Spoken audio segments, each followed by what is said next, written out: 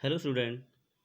आज हम पढ़ेंगे कक्षा 9 क्षितिज भाग 1 पाठ 11 रसकान के सवेय के बारे में, जिसके लेखक है रसखान जी। रसखान का जन्म 1548 में माना जाता है। वे एक मुस्लिम थे और उनका मूल नाम सैयद इब्राहिम था।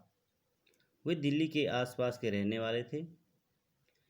कृष्ण भक्ति ने उन्हें ऐसा मुग्ध कर दिया कि वे ब्रजभूमि में जा बसे और सन 1628 के लगभग उनकी मृत्यु हुई। सुजान रसखान और प्रेम वाटिका उनकी उपलब्ध कृतियां हैं। रसखान रचनावली के नाम से उनकी रचनाओं का संग्रह मिलता है। उनके काव्य में कृष्ण की रूप माधुरी, ब्रज महिमा, राधा कृष्ण की प्रेम लीलाओं का मनोहर वर्णन मिलता है। उन्होंने अपने रचनाओं में ब्रज भाषा का अत्यंत सरस और मनोरम प्रयोग मिल भाषा का वर्णन किया है।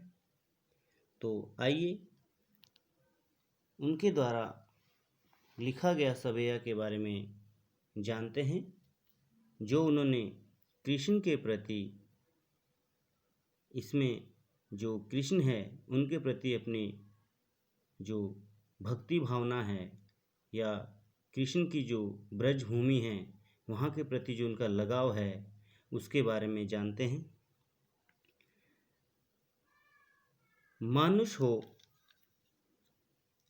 मानुष हो तो वही रसखान बसे, ब्रज गोकुल गांव के गवारन। जो पशु हो तो कहा बस मेरो, चरो नित नंद की धेनु मझारन। रसखान जी कहते हैं कि यदि मेरा जन्म एक मनुष्य के रूप में हो, मानुष हो तो वही रसखान बसो ब्रज गोकुल गांव के गवारन। कि यदि मेरा जन्म एक मनुष्य के रूप में हो तो मैं उस गोकुल गवारन यानी कि ग्वालों के बीच में ही खेलूं कूदूं, वहीं पे ही उन ग्वालों के बीच में हो। जो बस पशु हो तो कहा बस मेरो, चरो नित नंद की धेनु मुजारन। और यदि मेरा जन्म एक पशु के रूप में हो तो इसमें मेरा कोई बस नहीं चलता, लेकिन मेरी इतनी इच्छा है कि यदि मेरा जन्म एक पशु के रूप में हो तो भी मैं उस नंद की धेनु यानी कि गायों के बीच में ही, मझारन होता है बीच में, तो मैं उन पशुओं के बीच में, गायों के बीच में चरूं जहाँ पर कृष्ण की गायें चरती थी। कभी आगे कहते हैं, पाहन हो तो वहीं गिरी की, जो कियो छत्र हरि छत्र पुरंदर धारण। कभी आगे कहते हैं, यदि मेरा जन्म एक पहाड़ या पत्थर के रूप में भी हो तो मैं उसी गिरी पर्वत यानी कि जो गिरधर पर्वत के रूप में हो, जिसे कृष्ण ने इंद्र के प्रकोप से छत्र के रूप में अपने उंगली पर धारण किया था। जो खग हो तो बसेरो करो, मिली कालिंदी कूल कदम की डारन। रसखान जी आगे कह रहे हैं, खग होता है पक्षी, कि यदि पक्षी के रूप में मेरा जन्म हो तो मैं उस कालिंदी होता है यमुना नदी के तट पर उस कदम के डाली पर बसेरा करूं जहां पर कृष्ण जी रासलीला रचते थे।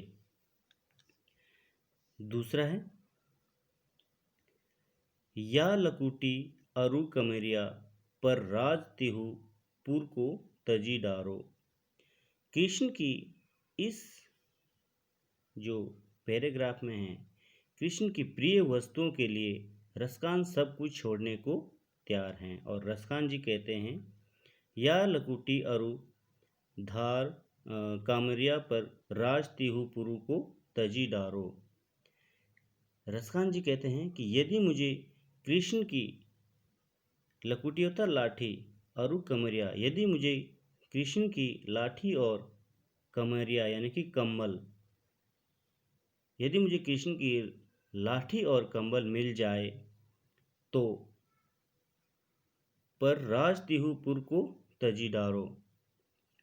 रसखान जी कहते हैं कि यदि मुझे कृष्ण की लाठी और कंबल मिल जाए तो वे तीनों लोगों का साम्राज्य छोड़ने को तैयार हैं।